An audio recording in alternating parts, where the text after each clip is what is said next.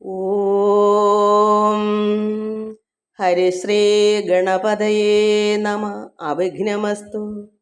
ഓം നമോ ഭഗവതേ വാസുദേവായ.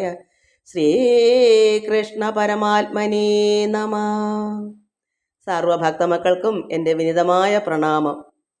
എല്ലാവർക്കും നന്മയും ശാന്തിയും സമാധാനവും എല്ലാ നന്മകളും ഗുരുവായൂരപ്പനെ പ്രാർത്ഥിക്കുന്നു.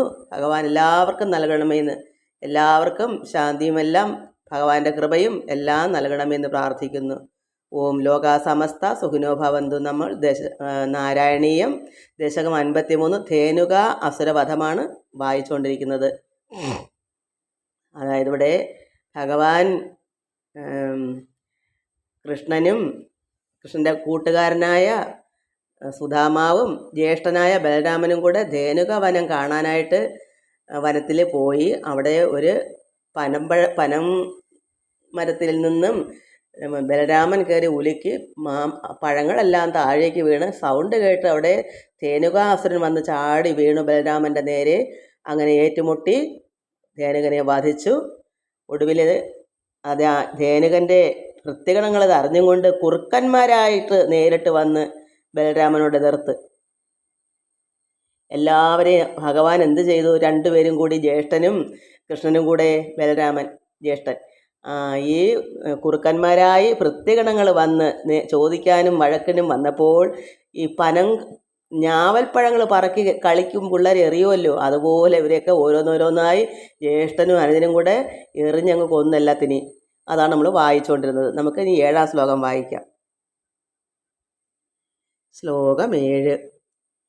വിനിഘ്നതി ത്വയ്യഥ ജംബുകൗഖം സനാം അഗത്വാൽ വരുണസ്തദാനീം ഭയാ ആകുലോ ജംബുകനാമധേയം ശ്രുതി പ്രസിദ്ധം വ്യഥിതേതി മന്യേ. വിനിഘ്നതി ത്വയ്യഥ ജംബുകൗഖം സനാം അഗത്വാൽ വരുണസ്തദാനീം ഭയാ ആകുലോ ജംബുകനാമധേയം ശ്രുതി പ്രസിദ്ധം വ്യഥിതേതി മന്യേ. ഭഗവാൻ നിന്തിരുവടി ജംബുക കൂട്ടത്തെ, അതായത് ഈ കുറുക്കന്മാരായി വന്ന് എല്ലാത്തിനും കൊന്നല്ലോ, സർവത്തിനെയും വന്നവരെല്ലാം പറക്കി അത്തിപ്പഴം പറക്കി എറിയുന്നത് പോലെ നിസ്സാരമായിട്ട് ബലരാമനും ഭഗവാൻ കൃഷ്ണനും കൂടെ എറിഞ്ഞ് അവരെയൊക്കെ കൊന്നൊടുക്കി. അപ്പോൾ എന്ത് വന്നു? ജംബുക കൂട്ടത്തെ കൊന്നൊടുക്കി അതിൽ ആകുലനായിട്ടാകണം. അവർക്കെല്ലാം അതിൽ ഭയം ഉണ്ടായി. അങ്ങനെ ഭയം ഉണ്ടായിട്ടാകണം ഈ വരുണൻ തൻ്റെ ജംബുകൻ എന്ന പേര്. ജംബുകം നമ്മൾ പൊതുവെ അങ്ങനെ കേൾക്കാറില്ല ഈ കുറുക്കന്മാരായവരെ. എന്താ കാരണം? ഇങ്ങനെ ഭയന്നിട്ടായിരിക്കും. സർവത്തിനെയും ഒടുക്കിയല്ല. ഇനിയും അങ്ങനെ കേട്ടാൽ ഇനിയും അതിൻ്റെ ബാക്കി വധം നടക്കുമെന്ന് ഭയന്നിട്ടാവാം ചിലപ്പോൾ. ഈ വേദങ്ങളിൽ ഇങ്ങനെ മാത്രമേ ഈ ജംബുകം എന്നുള്ള പേരുള്ളൂ. അതാണ് ഇവിടെ ഭട്ടതിരിപ്പാട് പറയുന്നത്. വരുണൻ തൻ്റെ ജംബുകൻ എന്ന പേര് വേദങ്ങളിൽ മാത്രമാക്കി ഒതുക്കി നിർത്തിയെന്ന് തോന്നുന്നു. അതായിരിക്കും കാരണം. സാധാരണ നമ്മളങ്ങനെ പറയാറില്ല.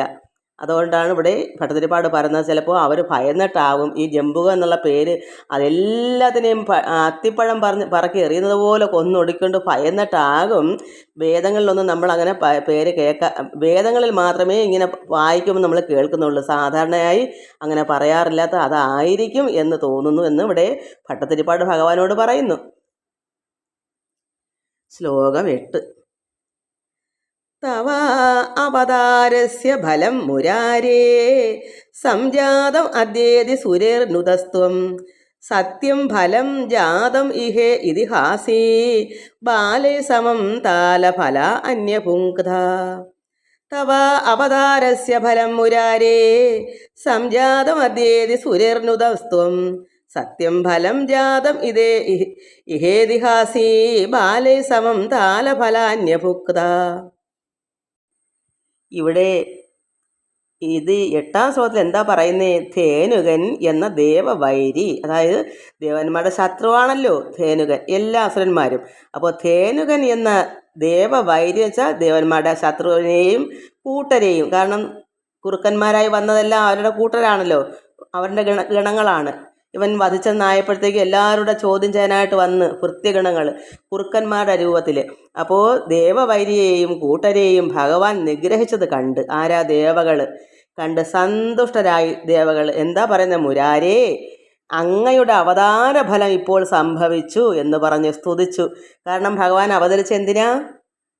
ശത്രുക്കളായ ഈ അസുരന്മാർ ഉപദ്രവിക്കുന്നതുകൊണ്ട് ജനങ്ങളെ, അത് കാരണം ആണ് ഇവിടെ ഭഗവാൻ അവതരിച്ചത്. അതെന്തായാലും അവതാര ഫലം സാധിച്ചല്ലോ എന്നിങ്ങനെ ദേവന്മാരെല്ലാം മുരാരേ, അങ്ങയുടെ അവതാര ഫലം ഇപ്പോൾ സംഭവിച്ചു എന്ന് പറഞ്ഞ് സ്തുതിച്ചപ്പോൾ അങ്ങ് ഭഗവാൻ എന്ത് ചെയ്തു? പുഞ്ചിരി തൂക്കിക്കൊണ്ട് ഇതാ ഫലമുണ്ടായി എന്ന് പറഞ്ഞ് കൂട്ടരോടൊത്ത് ധാരാളം പനമ്പഴം തിന്നു.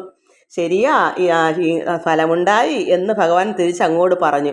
ദേവന്മാരിങ്ങനെ പറഞ്ഞു, ഭഗവാന്റെ അവതാര ഫലം ഇതിനു വേണ്ടിയാണല്ലോ ഭഗവാൻ അവതരിച്ചത്. മുരാരേ, ഭഗവാനെ കൃഷ്ണ, അതെന്തായാലും ആ ഫലം സാധിച്ചല്ലോ. ഈ ദുഷ്ടന്മാരായ കുറേ ഭൃത്യഗണങ്ങളെല്ലാം അസുരന്മാരാണല്ലോ, ദേവന്മാരുടെ വൈരികളാണല്ലോ. അപ്പോൾ ഇങ്ങനെ കുറേ കൊന്നൊടുക്കിയപ്പോൾ ദേവന്മാർക്കെല്ലാം സന്തോഷമായി. ഭഗവാന്റെ അവതാര ലക്ഷ്യം സാധിച്ചല്ലോ എന്ന് പറഞ്ഞ് സ്തുതിച്ചു ദേവന്മാർ. അപ്പോൾ ഭഗവാനും പുഞ്ചിരി തൂക്കിക്കൊണ്ട് പറഞ്ഞു, ഇതാ ഫലമുണ്ടായി എന്ന് പറഞ്ഞു കൂട്ടരോടൊത്ത്. കാരണം ബലരാമനും പിന്നെ എന്തു പറയുക, കൂട്ടുകാരൻ്റെ പേര് സുദാമാവും ഭഗവാനും കൂടെ ചേർന്ന് സന്തോഷപൂർവ്വം ദേവന്മാരുടെ സന്തോഷമെല്ലാം സ്വീകരിച്ചും കൊണ്ട് ഭഗവാനോടെ ധാരാളം പനമ്പഴം തിന്ന്. അതാണ് ഇതിൽ പറഞ്ഞത്. ശ്ലോകം 9. മധുദ്രവസൃന്തി ബൃഹന്തി താനി ഫലാനി മോദോഭരഭൃന്തി ഭുക്ത്വാ തൃപ്തൈച്ച തൃപ്തൈർഭവനം ഫലൗഖം വഹദ്ഭിർ ആഗാ ഖലു ബാലകൈസ്ത്വം. മധുദ്രവസൃന്തി ബൃഹന്തി താനി ഫലാനി മോദോഭരഭൃന്തി ഭുക്ത്വാ തൃപ്തൈച്ച തൃപ്തൈർഭവനം ഫലൗഖം വഹദ്ഭിർ ആഗാ ഖലു ബാലകൈസ്ത്വം. ഒന്നും കൂടെ വായിക്കാം. മധുദ്രവസൃന്തി ബൃഹന്തി താനി ഫലാനി മോദോഭരഭൃന്തി ഭുക്ത്വാ തൃപ്തൈച്ച തൃപ്തൈർഭവനം ഫലൗഖം വഹദ്ഭിർ ആഗാ ഖലു ബാലകൈസ്ത്വം. അങ്ങനെ ഭഗവാൻ സന്തോഷപൂർവ്വം പുഞ്ചിരി തൂക്കിക്കൊണ്ട് ദേവന്മാരോട് ഇതാ ശരിയാ എന്നും പറഞ്ഞ് പനമ്പഴങ്ങൾ ഇങ്ങനെ തിന്നു. സന്തോഷത്തോടെ തിമിർത്ത് ആർത്തുല്ലസിച്ചുകൊണ്ട് ധാരാളം കാമ്പുള്ളതും അത്രമാത്രം മാംസമുള്ള കാമ്പുള്ളതും തേനൂറുന്നതും വലുതുമായ ആ പനമ്പഴങ്ങൾ തിന്ന് തൃപ്തിയടഞ്ഞ് നല്ല ഫലങ്ങൾ അത്രമാത്രം തേനൂർന്ന് കാമ്പുള്ള നന്മയുള്ളത് നോക്കി അവർ വലുതുമായ പനമ്പഴങ്ങൾ അത് പ്രത്യേകം എടുത്ത് തന്നെ അവർ കഴിക്കുന്നുണ്ട്. അതാണ് അത്രമാത്രം കാമ്പും തേനും അത്രമാത്രം വലുതുമൊക്കെ നോക്കി തന്നെ അവരെ തിരഞ്ഞെടുത്ത് അതെല്ലാം പനമ്പഴങ്ങളും തിന്ന് തൃപ്തിയടഞ്ഞ് കുറേ ശേഖരിച്ചെടുത്തുകൊണ്ട് വീടുകളിലേക്ക് പോകുന്ന ബാലന്മാരോടൊപ്പം ഭഗവാൻ നെന്തിരുവടി സ്വഗൃഹത്തിലേക്ക് മടങ്ങിയെത്തി. ഭഗവാൻ ഇതെല്ലാം ഇവർക്കൂടെ കൊടുത്ത് ബലരാമനും അതായത് ഈ സുദാമാവും അവരൊക്കെ കുറേയൊക്കെ എടുത്ത്, കൂട്ടുകാരും കാണും കൂടെ. 3 പേരുടെ പേര് പറഞ്ഞ ഭഗവാന്റെ കൂട്ടുകാർ വനത്തിൽ പശുക്കളെ മേയ്ക്കുവാൻ കുട്ടികളും കാണും.